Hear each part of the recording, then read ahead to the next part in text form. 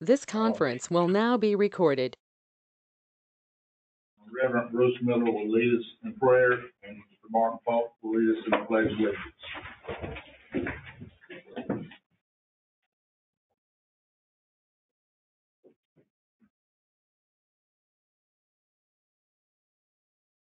Gracious God and Father, we thank you for your presence with us. We thank, Lord, each one of these serving in these positions. We appreciate them and what they do. We know, Lord, it puts extra strain on them, on their families. I know they're busy even without this. But we pray you'll bless them and guide them. And Lord, I pray that all the rest of us will support them and give them thanks for the ministry that they perform for us. Father, we thank you, we praise you, we love you. And while we pray for them not only as the work that they do in Bladen County, but we pray for them individually and their families and ask your blessings upon them. In Jesus' name, amen. Amen. And excuse me, folks, but I really have to go to another meeting. Thank you, Mr. Bruce. Thank you. I pledge allegiance to the flag of the United States of America and to the republic for which it stands, one nation, under God, indivisible, with liberty and justice for all. Mr. Martin, let me give you this little token. Thank you, sir.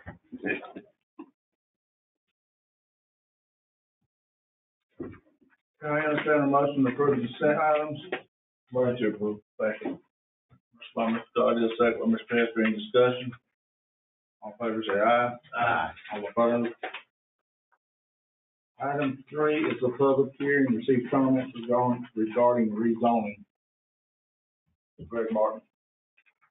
Greg Martin.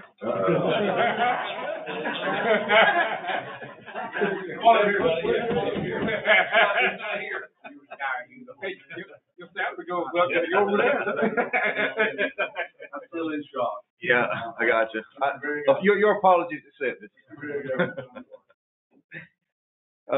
Come for you tonight with application for a rezoning request, and as you're all probably aware, this property is located right past the community college near the roundabout on 41 and Highway 41 and Highway 410.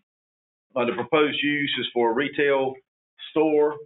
The planning board met on this application at their January 20th meeting and approved the request, and they recommended a favorable recommendation, or they sent it to you with a favorable recommendation. So it's up to y'all tonight to approve the rezoning. And we also have a representative with the Retz and Companies. If you'd like to come up and just kind of give a little quick overview of the project. Wait real quick.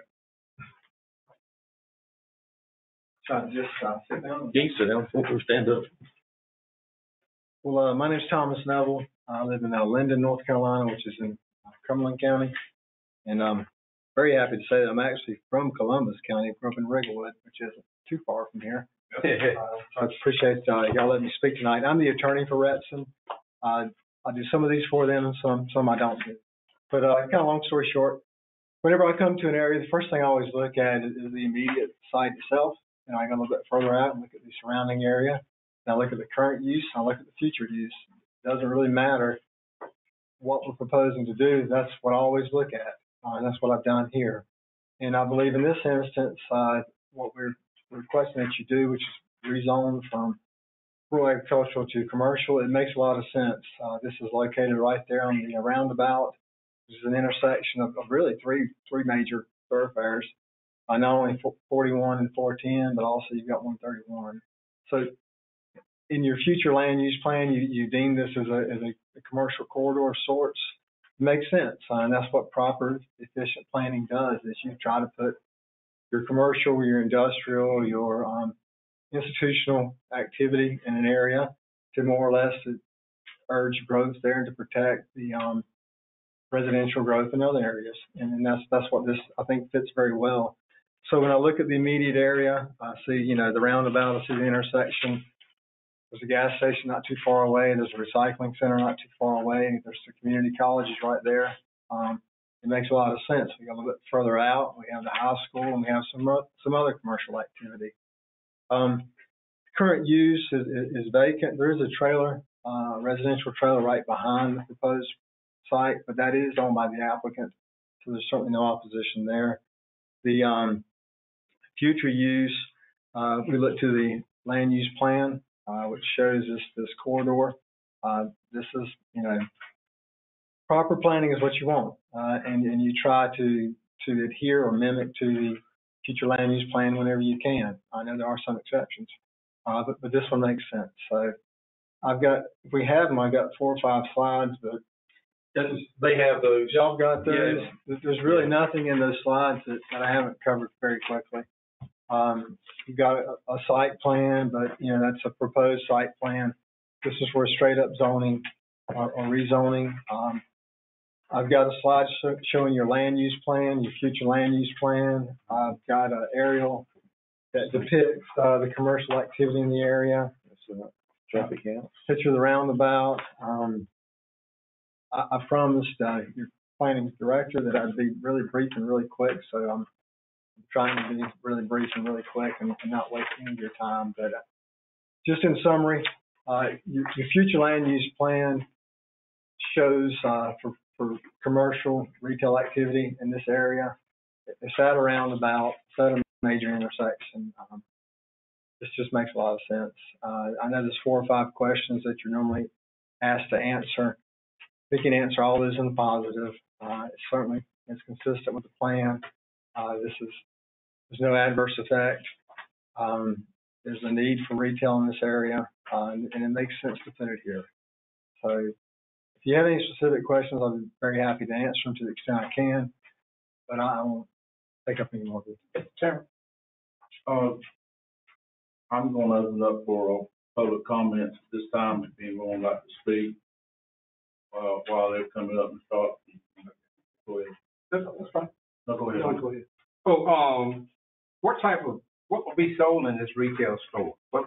But I'm sorry, I can't, this is a straight up zoning. So it's not a special use permit, it's not conditional. So if you approve it, it is for retail. The client has disclosure statements. We're not allowed to say who the actual applicant is, not the applicant, but who the actual store will be. I can tell you that it's proposed retail. There's it's not a proposed convenience store with gas. That's not what is proposed. That's not what's intended. But the retail, approximately 12,500 square feet, I believe, in the site plan. I cannot specifically say what retail. What's going to be sold? You can't tell. I can't. But not only that, this is a straight up rezoning. So I could say one thing honestly, and it could be something else. Okay. The reason I asked that because another company came in at the intersection of 41 and 87, which is about a mile and a half from there, and the commissioner voted it down. So that's why I asked, what was being involved in that business. Okay. Yeah, I honestly have no idea what that one was. No, I'm not talking about you questions on that one, but this current one that you're talking about. I'm not against it because how many jobs would it bring in? I think typically the retail, please don't quote me on this, but usually 8 employees. It's not a large employment factor. It serves a need more than it is employment. All right, thank you, sir. That's all I do. One quick question. Logistic wise, I'm trying to get in my mind I know that we got the roundabout and I go through down and see what's there. I know what's on the side with when you come in on the community college side. Is this gonna be behind the Champ store? You're going to turn on the road like you're going to West Bladen High School. When you turn on 410 right there, it's the property right there on the right. Right. Yeah. So if you stay on 41, it's going to be right on the left. So it's right there in that first field. Okay, that's right through the roundabout. The proposed access is 410. Not me, but the client speaking with DOT said, it needs to be on 410. I know. My question was, it's been developed and where the gas station there was that going out. So that's nice. Anyone want to speak from the audience? Or against? I'll close that. And I was just going to, I guess, with what Mr. Bullock said, the difference was we had a room full of people that didn't want it. That was the difference. I entertain a motion from the board. I'll make a motion we approve. Second. Mr. Britt made the motion, second by Mr. McKeel. Any discussion? All in favor, say aye. Aye. Opposed? Motion carries. Thank you, sir. Thank you very much for your time. Individual delegation wish to address the board, Ms. Marie. Doris Kamari. Ms. Doris Kamari. Take care, buddy. Gotcha. That's Doris. Good evening. Good evening. This is my first time here, and I am so nervous. I don't know if I was supposed to be in this meeting or town hall, but I've come because I'm the new director and the social worker for the Salvation Army. And what they have believed is that the Salvation Army has not been coming forward far as for Bladen County. They don't feel like that it's been recognized here. Now, I don't know because I wasn't the worker there. But what I do know is the directors, the major, they said, we want you to put the salvation out in Bladen County because we have a lot of services and we do have a need for this program. And without people knowing it's here, then they would close that program. And what we offer over here is we offer classes to teach you how to budget your income. We also are doing like far as paying utilities, if you qualify. So a program like that has a grant, if you don't use that program, you lose it, okay? And I do believe, now they asked me, do I believe that Bladen County has a need for it? I do, because I live in this county, and I've seen a lot of people, even working people, struggling back and forth. So we're not asking people to send us a whole bunch of money. We're getting a grant every month, but we have to use it. What they wanted me to do is from city to city, from all the head people in Bladen County, to start telling them that over in the building they call DreamWorks, that's where the Salvation Army is. So we want to bring in new clients there. So all I know is I was supposed to come. My director said, you go if you get a house to sit on the sidewalk and tell somebody that the Salvation Army is in Bladen County. So I'm just making this announcement so that people who are in need of some kind of services, like I said, we do classes. We do teach empowerment classes, and this is not just handing money. If you give people a fish, they never learn anything. If you teach them how to fish, then they can get something done. So I promised my director I would come here tonight, as nervous as I am, and I would just to let you guys know that we are over in DreamWorks. If you have people in your congregations or other areas that are struggling, at least send them to me. I'll be working for that program over there. Thank you very much. Britt. Ma'am, I've been a commissioner for 8 years, and I like salvation. I have to tell you, and correct me, Mr. Peterson, if I'm wrong, or anybody else. It's never been presented since I've been a commissioner. So, in defense of the commissioners, I haven't heard anything, and I would assume they haven't either. But we're here. Well, see, that was the problem, I believe. Salvation Army has been in Bladen County since 2022. I'm just coming on board. Reason why they brought me on board, they needed somebody who knew Bladen County. Because it appears that whoever had the program was not familiar with Bladen County. So what they did is they hired me, and what they said is, you need to put this program out there. It's a very needed program. So that's why I'm here tonight, to let you guys know we do have Salvation Army in Elizabethtown. Our office is in the DreamWorks building there. And if you come over there, it's not all by appointments. There are walk-ins. Actually, this was my second week, and we had about 15 brand new clients. So I just want to put the program out there so that we can work with people and we can teach people and whatever. Like I said, it's not asking the city so much to give us grants. We have funding for it. Only question I have, do you have a flyer that we can give out to the citizens? Yes, I bought one. I bought two. Okay, yes, we give it to the clerk there, and she can get copies and get it to us. Okay, then. Oh, evidently they're making a survey. Me and Cameron and myself was at Firefighters Association meeting, and the Red Cross came in there, and how much they do for fires and people that is stressed is wild. I mean, They come in, anytime you call them, they come in. Well, I'll tell you, I just want to know the hours, but it'll be on the Well, flyer. we're gonna be open from 9 to 3:30. That's on the flyer, right? Mm-hmm. Okay. But I want to tell you that, just being there, go ahead. No, I want to say thank you for coming. I tell you directors to come. But thank you, I don't mean that negative, I mean that. Oh, no, I'll tell them. Tell them that they're welcome to come and make a presentation of the anytime. Okay, I'll tell them. They'll come out of Wilmington. Okay. But thank you so much. Thank you very much. Get ready to fly. Anyone else, Ms. Marie? Okay. Matters of interest, commissioners, I got one. Mr. Stockdale? This month, the 27th of this month, District 5 state meeting of the North Carolina Association of County Officials is meeting. That's where all districts are meeting here in the last 3 months. And District 5 consists of Bladen, Robertson, Scotland, Hope County. And I'm inviting all Maria's invited, the county attorney's invited, all the board members are invited. It's going to be a meeting that's going to be conducted by the state director, Kevin Leonard. He's going to do the presentation. And the meeting will be 1 hour in length for conversation. We're going to try and serve a dinner. So if you want to come in and have a bite to eat, you can have something. It's going to be at 6 o'clock. It's going to be in Lumberton. We're just going to send out some announcements and contact stuff to you guys so you know when the meeting's going to be and what time.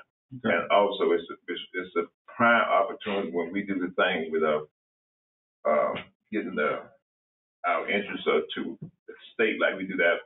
It's called a thing. We ask and tell the things we need. This is another way that we can come together and meet with all the guys at District 5.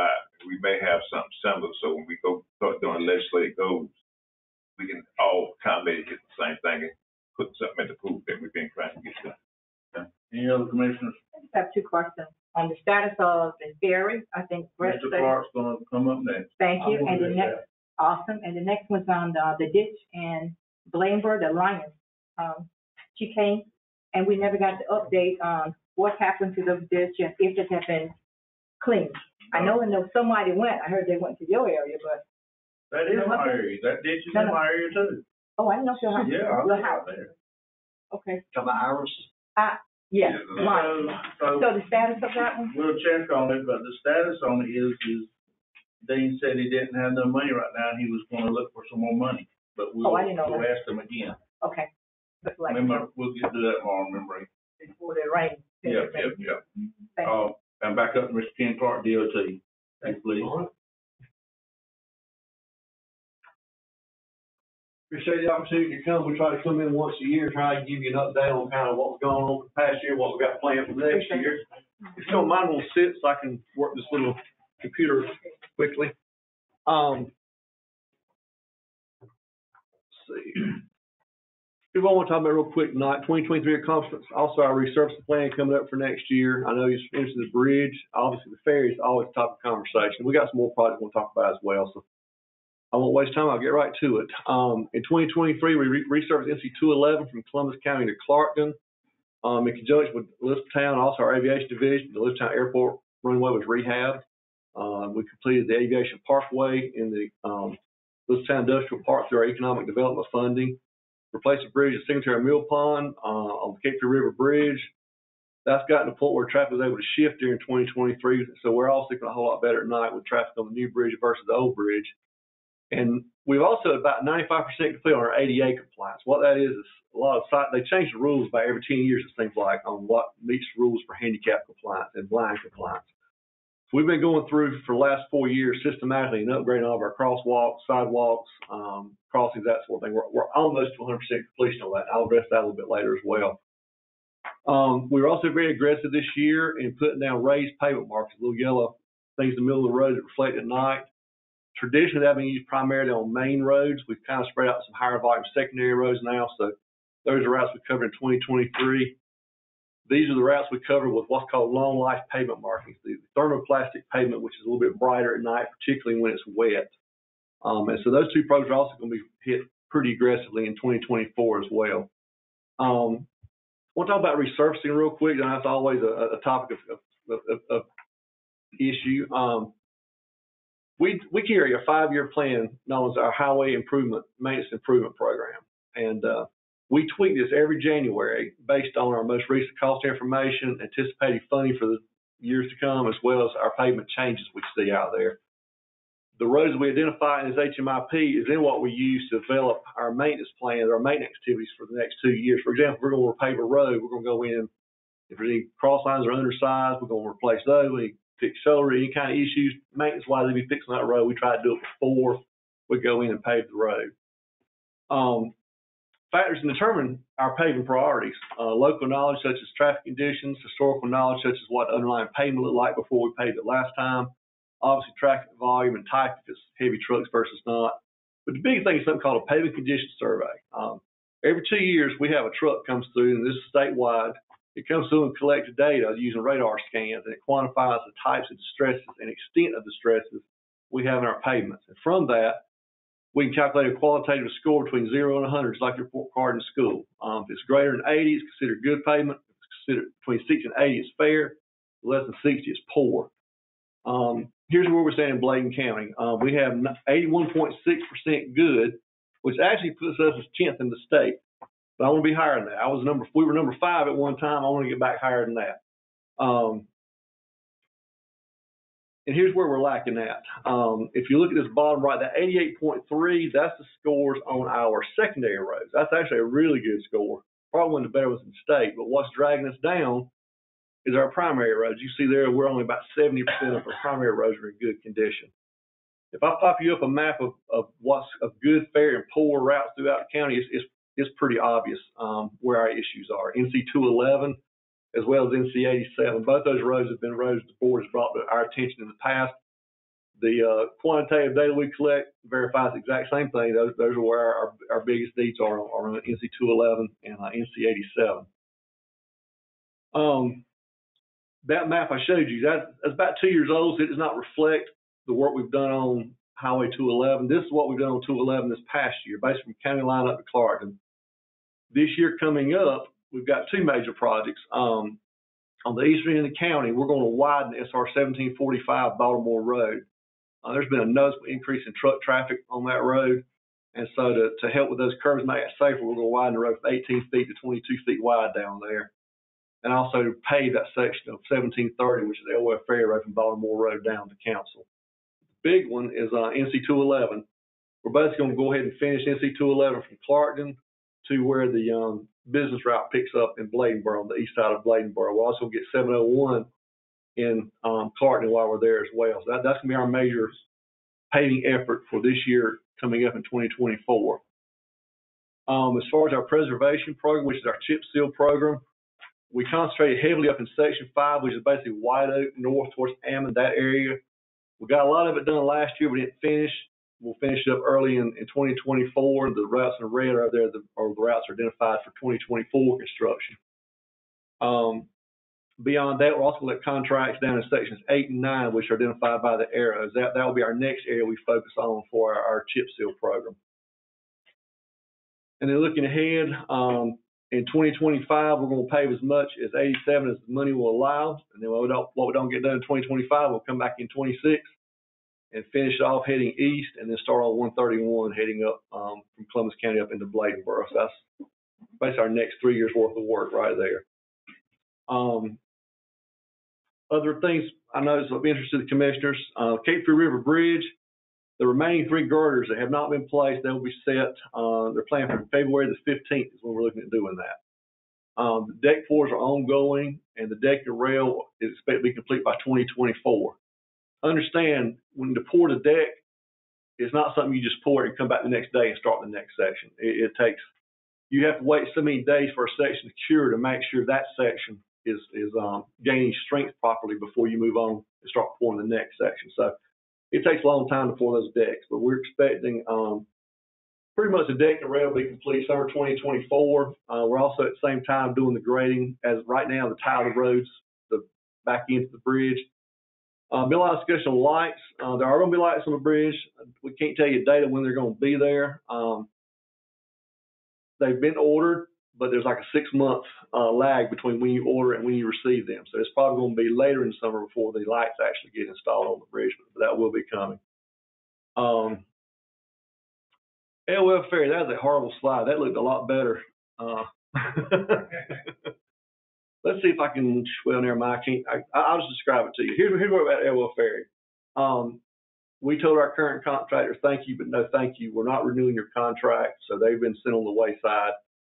We're currently out for a new contractor right now. So if you know anybody local who would like to do that service, we would love to have them bid. It's actually open for bids right now. I think the bids open up February the 20th or 21st. It's coming up pretty quick. So hopefully when we get a local contractor in there, we will see some improvement in the service. Now, one thing interesting to note, you can't really see it because my slide failed here, but as far as number of days operating, it actually operated the second most days it's operated in the last 10 years this year.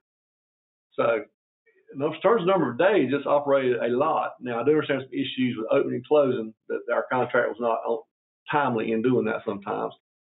Something of concern that I hope that you get the word out. Our ridership on that ferry is plummeting. I know you can't see it, but on this right-hand side, which is average passengers per day. Back in 2014, we were running about 70 passengers. On any day it operated, we were running about 70 passengers per day. This past year, we only ran 26 passengers per day. Our numbers are steadily going down. So hopefully our new contractor will see some improvement in that ridership. So that's yet to be seen. But we are going to put a new contractor in place and see if that improves the situation. This project you may not be familiar with. We received carbon reduction funding to convert the signal at Bladen there at 211 bypass NC 131 from a signal to a roundabout. If you're not familiar with carbon reduction funding, it's basically part of this new infrastructure bill, where if you can increase the or decrease the amount of delay at an intersection to a certain amount, it qualifies for what's called green dollars, for lack of a better term. I don't care where the money comes from. I want to spend it in Bladen County. So we did qualify on this one. It'll have quite a bit of delay reduction by going to a roundabout. But the bigger thing to me, and I think to everybody else that's of a concern, it'll reduce the number of accidents at that intersection. Anytime you go from a signal or unsignalized intersection to a roundabout, you see a huge reduction in the overall number of accidents, and particularly the severity of accidents. You may have some accidents, but they're very minor because the speeds are slow. We're also currently constructing a turn lane out at the new Tar Heel School on River Road. That's in progress right now. Got a little safety project up on Gum Spring Road. There's one particular curve where trucks tend to wreck right there near Live Oak Methodist Church Road. We're going to do some widening there and install rumble stripes at some of the sharper curves along the road. NC80, I call this a DuPont Rail Crossing. Everybody knows it's DuPont. Technically, it's Chemours, but there's been several severe accidents up there because of truckers having to stop for the hazmat. If you're not familiar, hazmat trucks are required to stop at all railroad crossings like school buses are. And whether the railroad's active or not, they have to stop. They don't know if it's active. But we've had a lot of rear and severe accidents up there. So we got funding established to go ahead and just remove the crossing altogether. Chemours is on board with that. So hopefully we'll see that happen in March.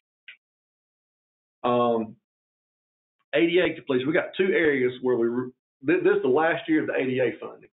The two places we have left that we've not made the connection like we want is right here at Torrey Hole, beside these buildings here going down the river. There's a series of steps. So we come up with a design to go in and basically build a ramp system to overcome that. And we'd also like to extend the sidewalk in Clarkton down to the housing facility down there. If we can get those two things in place, we will pretty much have ADA knocked. Everything we could possibly come up with for projects, we will have done. That's what I've got. If you've got any questions or anything, I'll be glad to try and answer them. Come around. The one that I was looking at roundabout on 87, not on Highway 20 going into St. Paul there. That crossing right there with Chickenfoot and 87 and 20 cross. There was a big church. Going into, 20, NC 20. Okay, I'm with you now. NC 20 and Chickenfoot.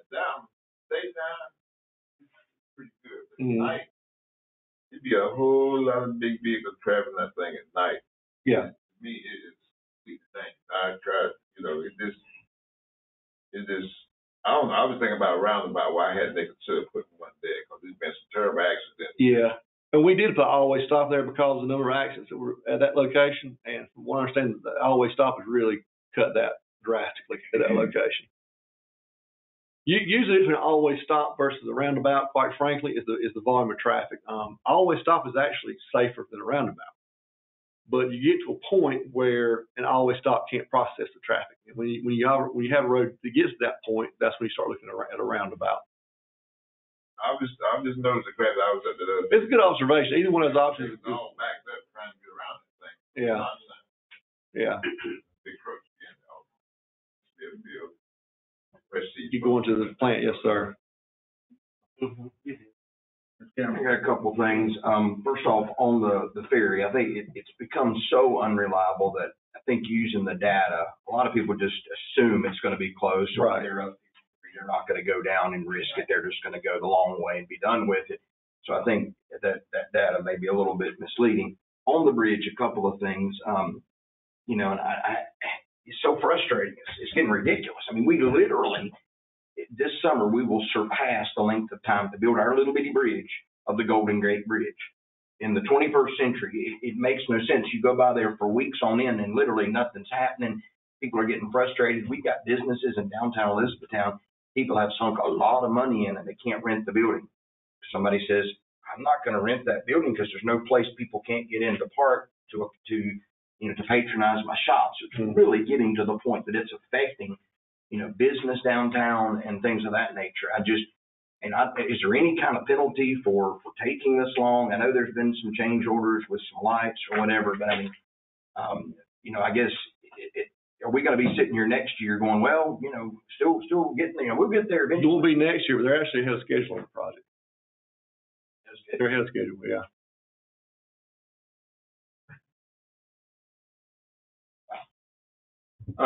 Not by much, but yeah, that's surprising. Kind of like the Bellwell Ferry being open more this year because I go by and it's always closed. But anyway, the next thing, and this has got to be done. This has got to be done. It cannot be put off. We have got to get some lighting, some temporary lighting. I'm familiar. I go from here to the lake multiple times every day at night. I'm familiar with the nuances of the barrels and everything, but it is pitch black. And even knowing the road, but you better be on your A. We've already had a car end up on the bridge. I don't know how that happened, but anyway, I can't imagine that it's even legal that we've got a construction site. I mean, you go through a construction site in most places at night, they've got it lit up like the 4th of July, but it is so dangerous. And I'm amazed we haven't had a head-on collision because it has been changed a couple of times. The senior adults that are going through there and maybe a little bit nervous already, when you pass like the ATV park, from there all the way to Elizabethtown side of the bridge, I mean, it's dark. It's really, really dark. Yeah, Mr. Barton brought that to my attention. That'll probably come up in the meeting tonight, and I just had a chance to ride it, and I agree. I don't think lighting is the solution. The solution is we put some barrels out there worth of crap. I'm very disappointed in the quality of the retroreflectivity on the barrels we've got on that project. I rode there a while ago, and you just can't see them at night. So we're going to get that addressed, and I think that's going to solve most of your issue because the barrels, if they have proper reflectivity, they delineate exactly where you need to go. And again, y'all know me, I don't get wound up about a whole lot of things. This is the kind of thing we could be sitting here a week or a month from now and have two families that are sitting there. We lost multiple people in a head-on collision. Every time I go through there, I just can't believe that this is legal, that it can be that dark in a construction zone. I don't ever go anyplace else. And we're Bladen County, we're a little podink place, I reckon, but we deserve to have lighting like everybody else. I just can't figure out how it's even legal that it can be that dark in a construction zone that has been changed and is changed occasionally. I don't know. I really don't want us to be sitting here responsible because we didn't take it seriously enough and we've had a head-on collision. I mean, because it's not going to be a little wreck. It's going to be a whopper. Yeah, I have 6 major projects going on right now, and none of them are lit.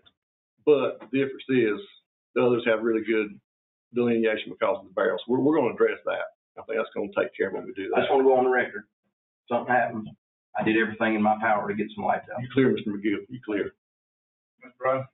Mr. Clark, 87 and 701. Bypass there. And of course, I just live a mile past it. But that's probably my biggest complaint. And I'll be honest with you, it's affected me several times too. It is so dark going under that bridge. There is a lighting project there. I think I saw Rusty back there. The problem we're having there is getting Duke to commit when they're actually gonna show up to do the work. DOT's got the money in place to reimburse the town. The town's actually gonna head the project up. DOT is going to reimburse the town. Got the plan, we both signed it off on the plan. We're just waiting for Duke to get the work done. I think one thing that would help, or me viewing it, and I would assume anybody else would be, is just painting the curvature around when you go in under there. Because a lot of times there's transfer trucks sitting under there sleeping at night on both sides. But you just can't see the curbing or anything that's in the separation, especially where it starts narrowing off to turn to go back under to go to Fayetteville. But if you don't watch yourself, you'll be putting right head on to that. Is it 19 or 18 lights we're putting out there? It's 19. We've had a lot of problem with Duke. Changed. We've gone through 3 project managers. The last we heard it was supposed to be in by Christmas. Good. But it's Duke. Ron, the question I had is, we talked about 211, but you said it's Parkton, but it's gonna stop where the business and bypass split. Correct. This payment is supposedly good. Yeah, once you get beyond that point, I'm not telling you the payment's perfect. It's not, but it's far better than what we got on 87. That's where we're going to switch over to 87 at that point and start addressing that. Now we'll tell you this: that section is in our 5-year plan. It'll just be behind 87. There's a lot of homes. I mean, big homes. Yeah, that's called a microsurface. We put on there probably 12 years ago, and its life is up. The holes. The fortunate thing about microsurface, the holes can get big, but they're only about that deep, so they don't really cause any issue because they are so shallow. But that is in our 5-year plan, right behind 87. Yeah, I was going to ask, is the main thing with the LL Ferry, is it basically, is the river height is what one of the main issues is, or is it just the operation of the equipment? Because the river, to me, we have a 2-inch rain and the river is just muddy and high for weeks and weeks. And I was just wondering what the main issue was. Yes. For operation. There's a couple of things. The local rainfall has very little impact on the operation of the ferry. Jordan when Jordan turns loose. Yeah, but we're always, our river never settles anymore. Yeah. But I think the issue we've had with this past current, again, as far as number of days operating, it's the second most it's ever operated as far as the water level will allow. But as was pointed out, there's been some issues with the dependability of our current operator, showing up late, knocking off early, and that sort of thing. And because of that, people became less. So it is more personnel. We think so. We're going to find out. We're going to put a good operator in place and find out if it's personnel or if the demand has just disappeared. One of the two. Yeah, how is the 4-way stop in Bladenboro there? Is that pretty good? I think it's at 242 and 242 and 211, yes, sir. Do they need a roundabout there? That one could potentially have one eventually. For right now, it's going to have to be the always stop just because of funding. But I tell you the ones we're eyeing for roundabouts. That was one of them, and also potentially 701 and 211 in Clark, and the town is asking for us to look at that. Okay. Now, I've got some questions or concerns from citizens about Mitchell Ford Road, how rough it is. Mm-hmm. And it had patches all the way from that Twisted Hickory all the way to 701. Yeah, a lot of those patches you see are where we're actually prepping the road ahead of the upcoming chip seal. As I noted in the presentation, we'll be doing a chip seal contract later on this year. And so what we do is a year to 2 years ahead of that, actually put the chip seal on the ground. We go through and replace cross lines, fix stump holes, fix any kind of patchwork that needs to be done. In that road in particular, there were a lot of stumps in the road underneath the pavement. And so all those patches are where DOT forces went in and dug those stumps up and patched it back out. So they're actually prepping the road in anticipation of it getting the chip seal on it another 6 months. You might have come to this 87 south, the surface is real rough too. I guess because of the trucks going through there, it's real rough. It's a combination of trucks, but also age. It's been a long time since that road's been, it's overdue for resurfacing. So whenever we do it, what we'll do, we'll actually go through and mill the top 2 inches of pavement off completely, and then put a new surface mat down. So it'll get the roughness out. Now, they'll also address the drainage issues I think some of you brought up before on that road. Now, also, some time ago, they talked about directional signs on 87 bypass. Mm-hmm. Some have been put out there, and then some of them don't have anything. I mean, is there a regulation why they were not installed? Well, what we need to do is let you beat with our sign person on that. To my knowledge, we've put out what's required and what needs to go out. Some intersections don't have any directional signs at all. I'll rather take up time here. I'll set up a appointment between yourself, me, and our sign person. Another thing, at the Marty intersection, when you're going towards Fairview, there's a big dump there. And that needs to be repaired. Yeah, a fiber optic line was bored underneath the road there, and it settled. Oh, okay. Yeah, I felt that as well. So yeah, we'll try to. When it gets about warm season where we can do some paving, we'll try to get that leveled out. I think that's all that I have. Thank you, I sir. have a couple of, on 87. Any idea of when they're going to widen it, double lane, back to Columbus County? I see they've done an awesome job. Yeah, I'll be perfectly honest with you. It's out there. If I had to give you a guess, it will be at least 15 years. If I had to give you a guess, what drives that is traffic, and then once you get past Highway 11, the traffic volumes just drop to near nothing, like 4,500 cars a day. Now it sounds like a lot if you live on the road, but compared to what the road can handle, it's a very, very small component. The factors that would change that would be if we were to get some sort of deep water port reactivated, and all of a sudden we blow up with industrial development down in Columbus County, Brunswick County. That would then potentially drive it because of freight movement. But as it stands right now, it does not compete well because the traffic volumes are so low. We have argued that is the most resilient route between I-95 and Wilmington. It is. It doesn't flood anywhere except for Rigglewood, and that's going to get corrected in our next project. The Rigglewood project is 2030. That's about 6 years out of the Rigglewood project. I'm sure the citizens of Roberts Creek will be pleased when you widen that highway. But at the same time, the speed, those trucks, I think citizens called, and I called Mr. Sheriff. He had someone to check and sit there and wait because they're speeding. Mm-hmm. And you, I guess, reduce the speed, or is it a truck? It's just terrible. With the curvature on the road, there's a possibility we could reduce the speed, but I'll be honest with you, they're not going to slow down. It won't. They'll still go whatever speed they feel comfortable. Well, they have to go back to the sheriff, and we'll do that. Okay. And my last thing is, I sent Greg some pictures about East Arcadia and Troy Grand Road. On East Arcadia Road, that water is flowing there. Is that right there at Town Hall? Right, the old Town Hall, yes. I thought we'd addressed that. Has that not been addressed? Yeah. Okay. Yeah, I thought we'd taken care of that. Really? Oh, I was just going to ask this probably, down at Highway 11, the expansion work there, is that part of that Rigglewood? No, that's actually a different project. The one they're building now at 11 and 87. I guess I should have mentioned because it is so close to Bladen County. I was just wondering. I know it might be out of balance, but. No, that's fine. That's going to be a full-blown interchange we're constructing, and as part of that, we're going to actually 4-lane 87, basically a mile in either direction of Highway 11. That way, in the future, whenever we do expand Highway 87, that part's done, and we don't have to worry about dealing with the ramps and the tie-ins, all that kind of stuff. And 11 will be the same way as 87, like a 4-lane type deal. 11 will be a single. It'll be a 2-lane roadway. Yeah, it'll be a 2-lane road. It'll overpass over NC 87. Gosh.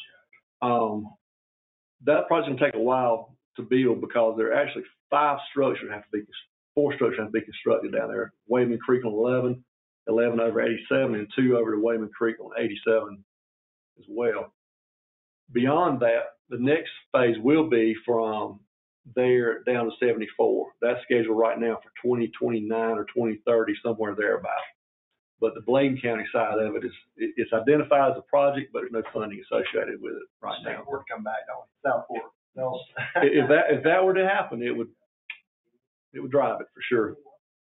You got another question? Yeah, several signs on the 87 bypass, either maybe the lawnmower, not the lawnmower, but the mowers out there might have hit them. They're leaning down and they need to be redone. Yeah, we have a signed person in Bladen County that's strictly responsible for Bladen County, and he's been working on some of it. He probably hasn't got all of them finished, but I know he started working on some of those. He and I rode it one day and looked at some of those issues, and he started. And there was a sign destroyed near Dublin.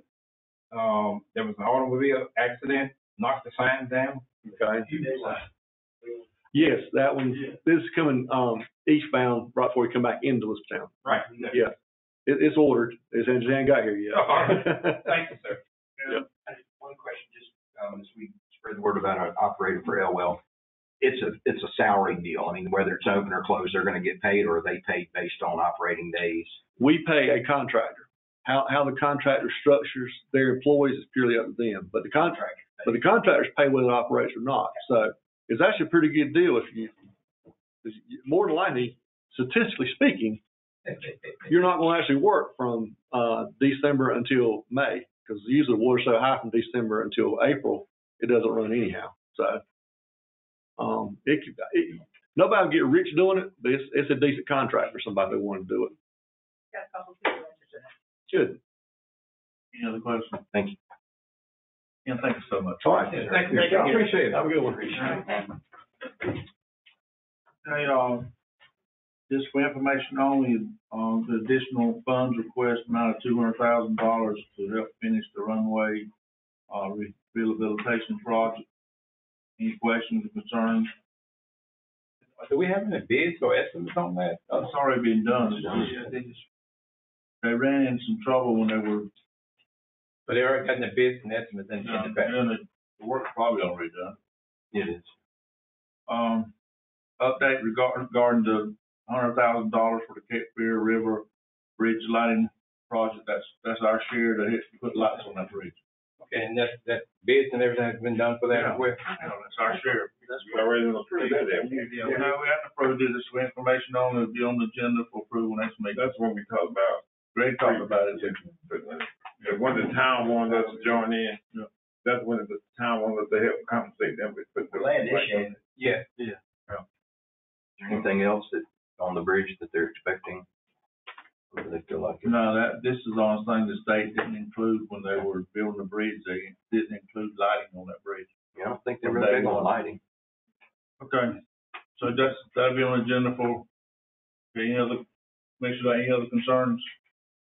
So, I want to offer this opportunity, if anyone interested in having a meeting around how the Bladen County Water Department operates, or question and answer type session. Is anybody interested in having anything like that? What's that now? Just for the question and answer discussion around how the water department operates. Yeah, I got you. All right, we'll schedule something ahead of a commissioner meeting, and ones want to come, and ones that don't. Yeah, we'll take a look at that. Done that, Ms. Marie?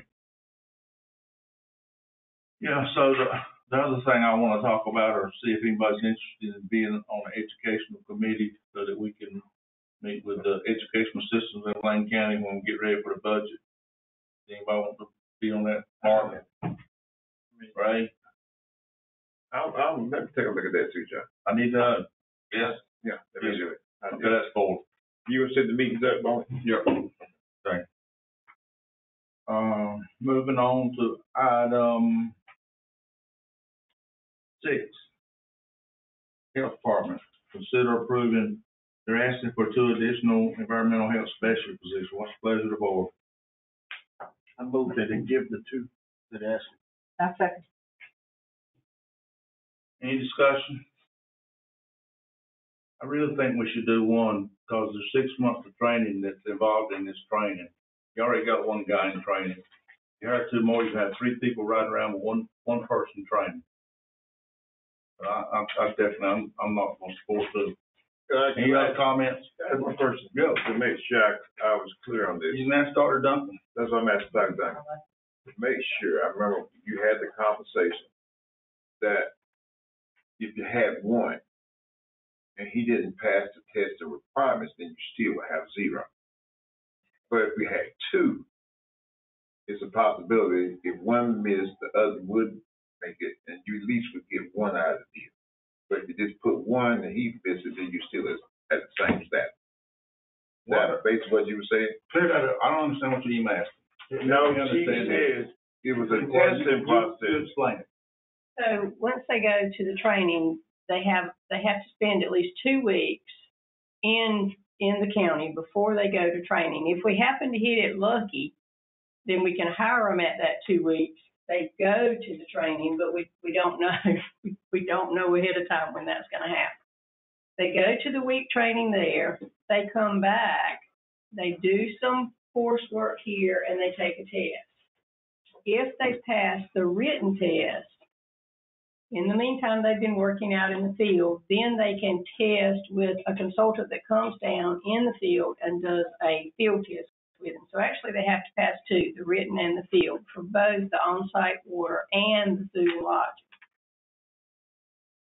That's a question. All the information says that they cannot work for 6 months. Now, you give me the time frame for taking the class, taking the exam, 1 week here, come back. Where's the 6 weeks? Why does it take 6 months? Because we don't know, it's an average of 6 months, Dr. Muscovans, because they may be employed 2 or 3 months before they even get to the class. With this last one, we got really lucky, and he was hired 2 weeks before the class, which is the requirement. They have to be employed at least 2 weeks, but there's no requirement in how long they can be employed before the class.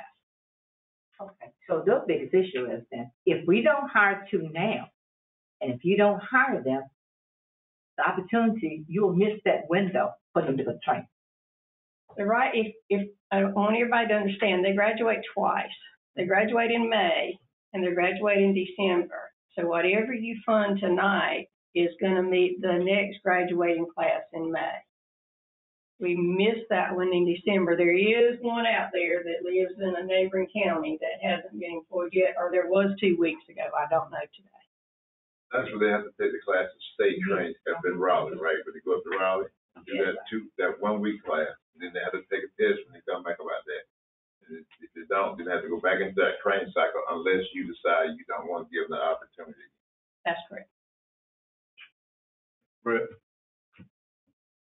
The only thing that concerns me is I get the calls all the time in reference to contractors setting up a mobile home park, 20 park, mobile homes or whatever. And it's months and months and months and months and months. And that's revenue for them, revenue for us that we're missing. But we're all about right now is one of our biggest concerns and problems we have is housing. And if we get to do what we're planning to do, and everybody's working hard to do it, is to get housing, is making sure that we have adequate amount of people that doesn't slow the whole process down and the contractors come in and improving so we can get our work done properly and quickly. That's my concern. And I haven't heard it being too fast at all. No, it hasn't been and fast. We're hiring someone that used to be here that's in Sampson County. And I think even the school system needs support. And they have a window right now, according to them, they can't even move or bring the kids back to school until they get that, I'll call you on it next tonight, text you information. Can't bring the kids in because they have no one to go and do it. Just different things. Do the what? Inspection. Got to have The inspection. school can't get inspection? Can't get inspection. So Which school? What, I'll give it to you. I'll give it to you. I mean, you need to share if you're gonna bring something up so we know what you're talking about. Mr. Cogdell? Okay, the issue that I'm trying to make sure that we're putting in place is that we can hire people. Is the salary that you recommend, as I've seen it come across, is that competitive as to what we're doing here? Because I'm saying we come out and put this out here, it's not competitive. Still not getting takers. Is that salary competitive that you gave us? It's a little bit difficult to determine right now, Mr. Cogdell. I'll be bluntly honest with you. I did a salary search, and the average, if you look in across the state, is $58,000. But does that include how many years of experience? Does it include? Are they doing 1 or 2? Are they doing just on site? Are they doing both on site and food and lodging? Do they get an increase after their first year? At least on one site, we're in the lower 25 percentile on salaries. The lower percentile is around 44.5, and we start at 45 to 49, depending on fund experience. But again, if we're hiring somebody straight in that doesn't have any experience, and that's what most of ours are. I also want to become a training ground for hiring someone to get trained and certified. And then somebody else come up with some money, but them went out, they gone. Anybody else? I've got a question, the training sessions, how, could you explain what that is, how it goes, the training? So they do have a portion that they work on before they go to the class on the computer. And then they go to the class and they come back, they have additional work to do, and they take the test, the written test.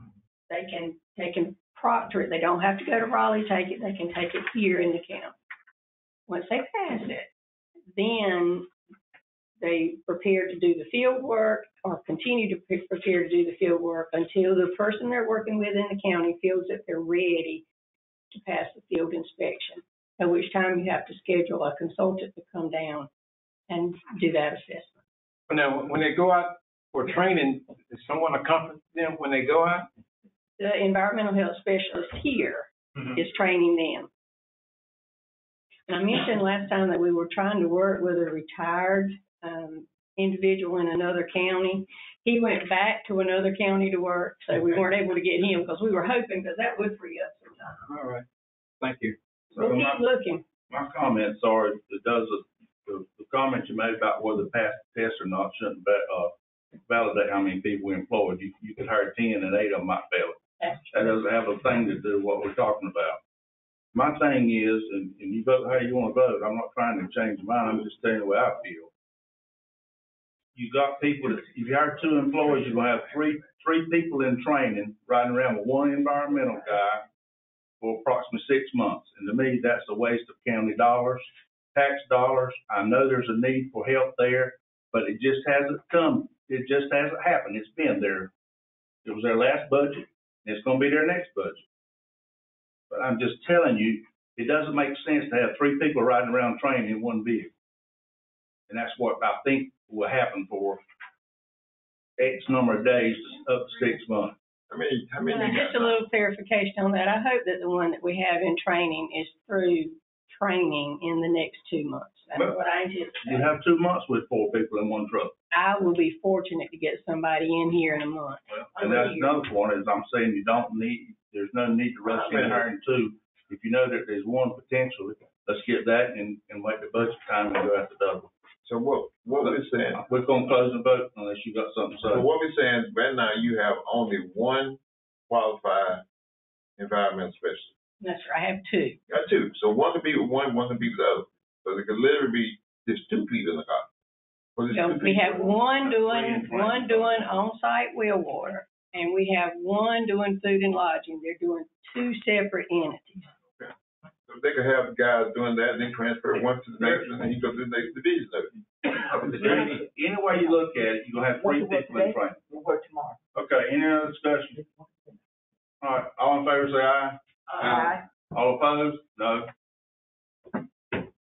Motion carries. Revenue Department, Ms. Renee?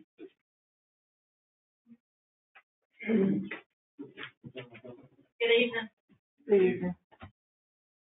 On section A, we will have a unpaid 2023 taxes and collected report. I think y'all should have that in your packet. Yeah. Anybody got any questions on that? 7.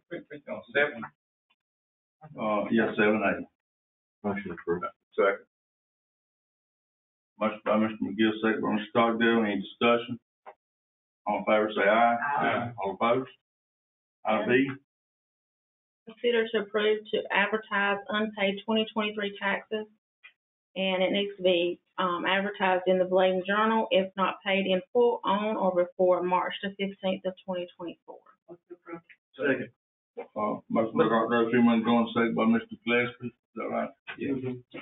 Any discussion, Mr. Bullock? What other sources are you used to advertise this, other than the Bladen Journal, you say?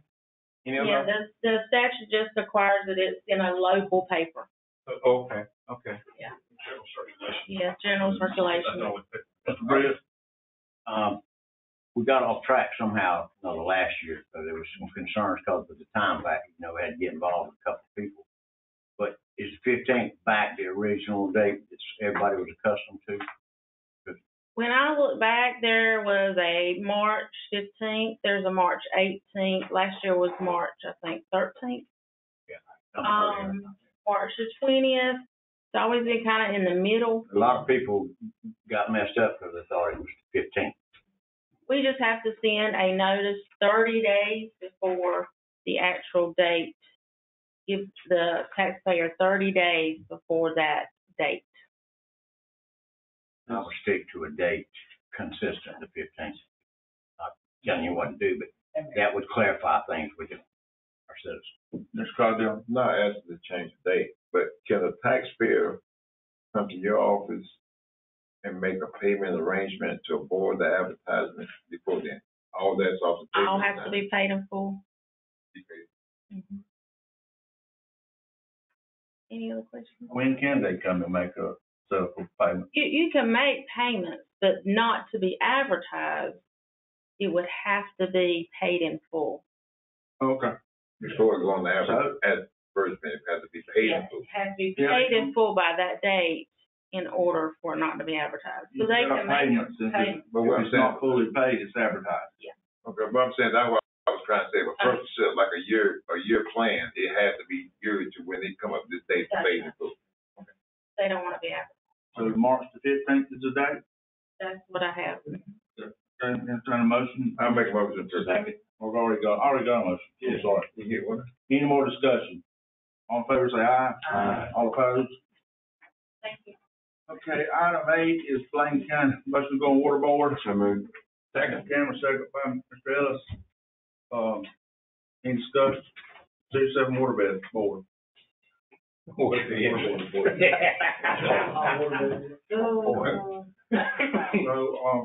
is there any questions around considering, authorizing Bladen County Water District staff to issue adjustments to JC property, water service account? Make a motion, Motion by Mr. Cameron, second by Mr. Brick. Any discussion? I just got a question. What created the leak in the neighbor's property? What created it?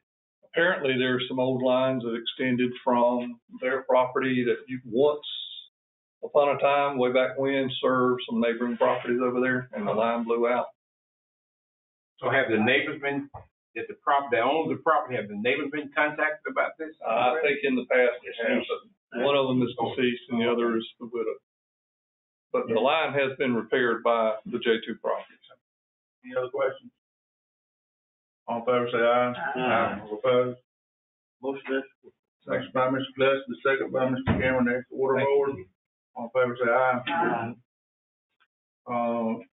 9 is advisory board appointments for February the 19th, Juvenile Crime Prevention 1, Nursing Home Advisory Committee 1.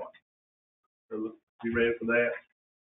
Number 10 is the American Rescue Plan Act. Consider, y'all got that, and the only one that's up for approval is the focus group. Motion to approve. I got a motion to approve. Motion by Mr. Cardell, second by Mr. Gillespie. Any discussion? Where will this money come from? If it's approved, it'll spend the rest of the ARP money and the rest of it come out of fund balance. But y'all not gonna give any to this, are you? No, because we have Kelly, so good money. Any other questions, concerns, discussion? Once I got mine.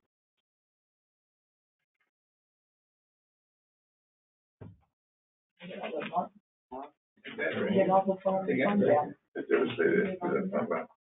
11-9. Any discussion, any further? All in favor, say aye. Aye. All opposed? Motion I have a carries. question. Yes, The ma'am. status of Lisa for Kelly, the status, did you get anything from them? Not after the second one, I told her that right now after meeting with Mr. Johnson, that their application right now is not still approved. When he's talking about it, the less, what they need to present it after? She's called them and she sent emails. I sent an email on Friday. Did you get the one I needed? And I sent you back the paperwork you asked for. I never got any email. You didn't get the email when we talked. I got the second one that you sent me. Right. But after Friday, when I sent you a second one after talking to Mr. Johnson, I didn't ever Oh, receive you told me that anything. we were gonna be in the thing for 19th, is what you I said. said we could do, if you sent the documentation. I didn't see where you asked me more documentation. Right now, by the way your application reads, we cannot legally support it. Can I, the one I have shows that where there's the decision site and the other things that meet the requirements, And I right? have that. You got that? But after me and Mr. Johnson discussed it, we do not have legal authority to do any. That's correct. I don't know if this Okay. is the right time. I like Yeah, okay, yeah, sure, yeah. So, absolutely. Per the grant request form that was sent in, I mean, it's dealing with a private owned building. And because of that, even though I know you put some wordage in there about pertaining to the handrails making or meeting the ADA code, but it per the way you have it worded, it's When you not say privately sufficient. owned, is that community owned, is that privately owned, but it's not belongs to the community? That private It's still privately owned building. It's nonprofit organization. It still does not meet, it does not meet the eligibility that has to by law under these articles. And that will be something we can sit down and talk with you, you know, try to work through. But per this meeting, per the request that's before today, before this board, it was something that she could not submit to the board as it was written at that time. And however, if it's historical, what was missing?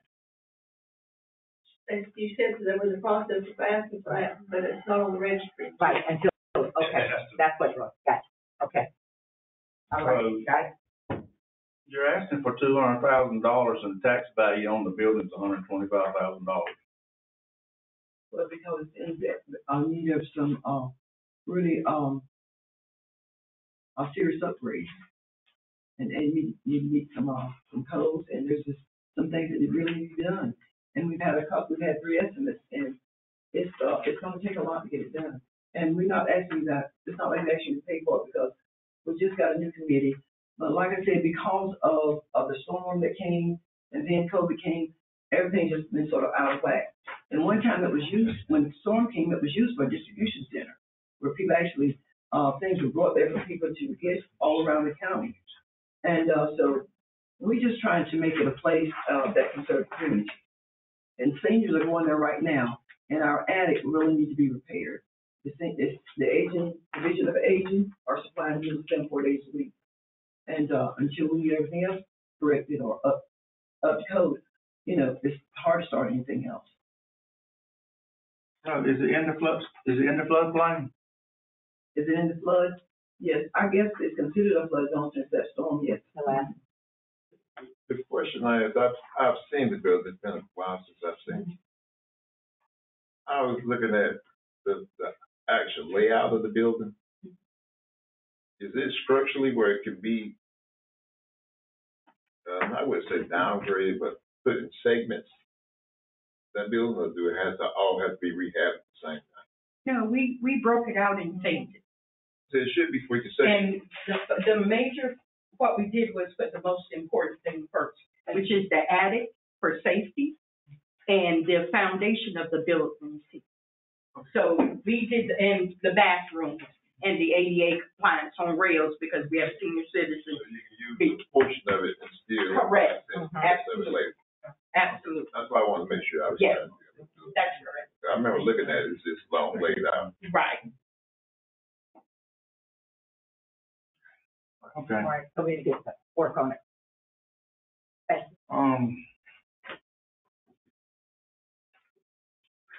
Okay, let's do the calendar review, please. Okay.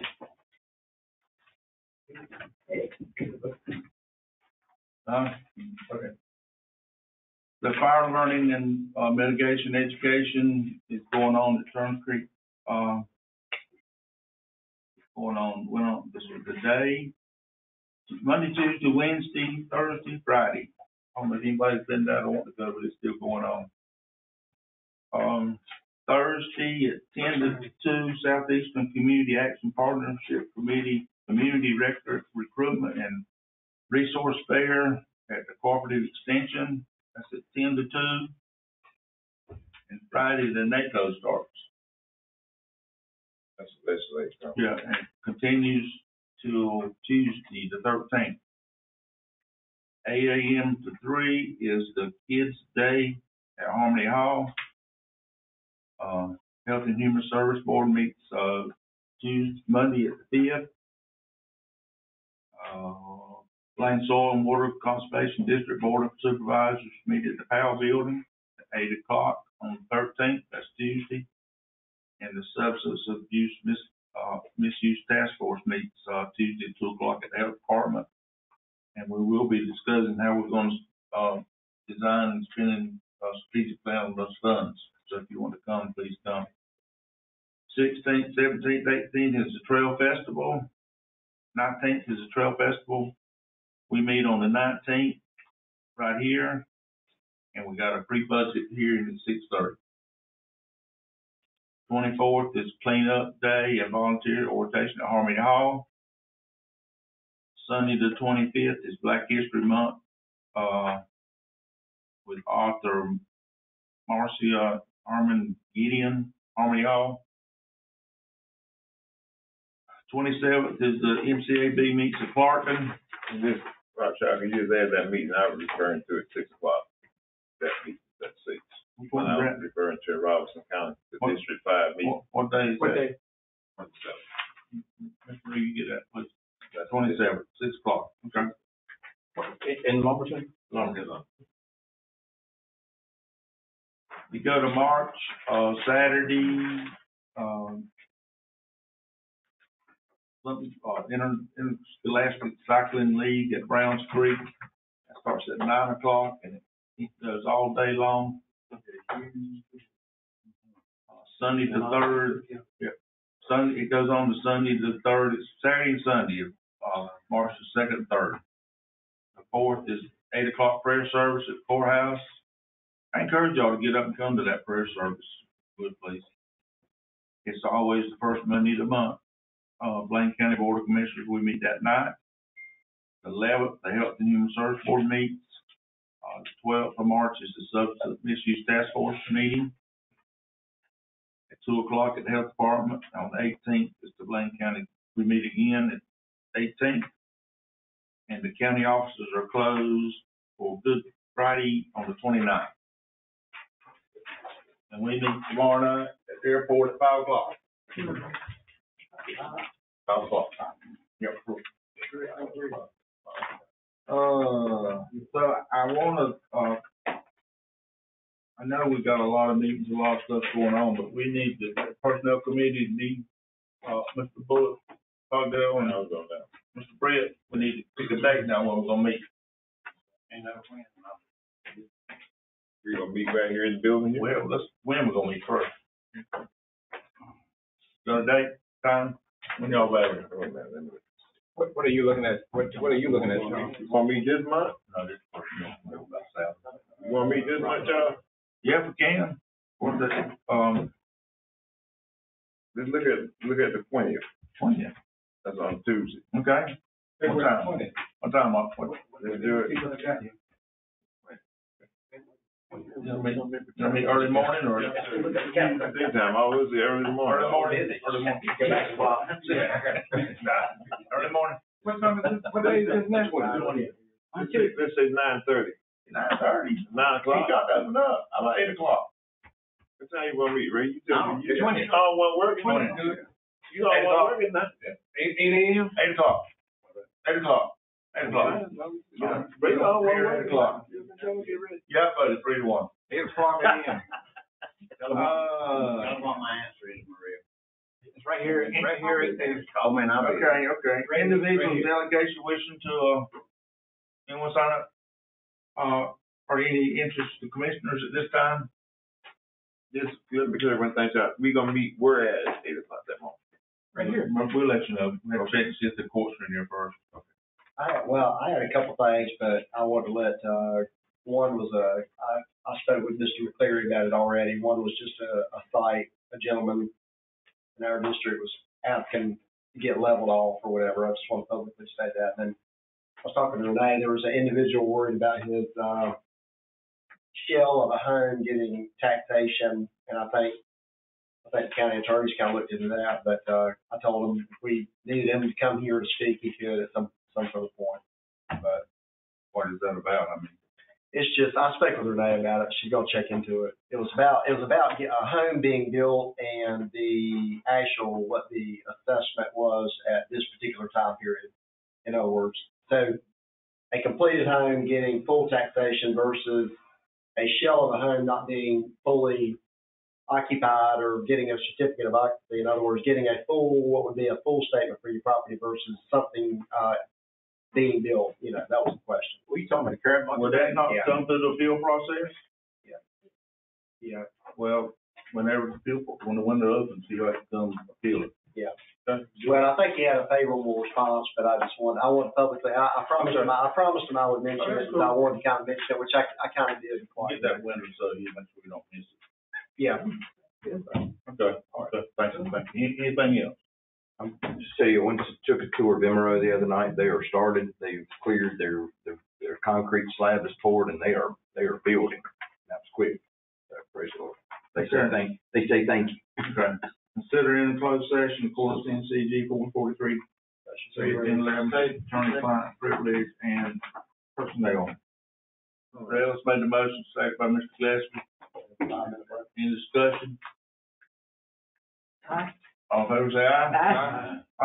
All right,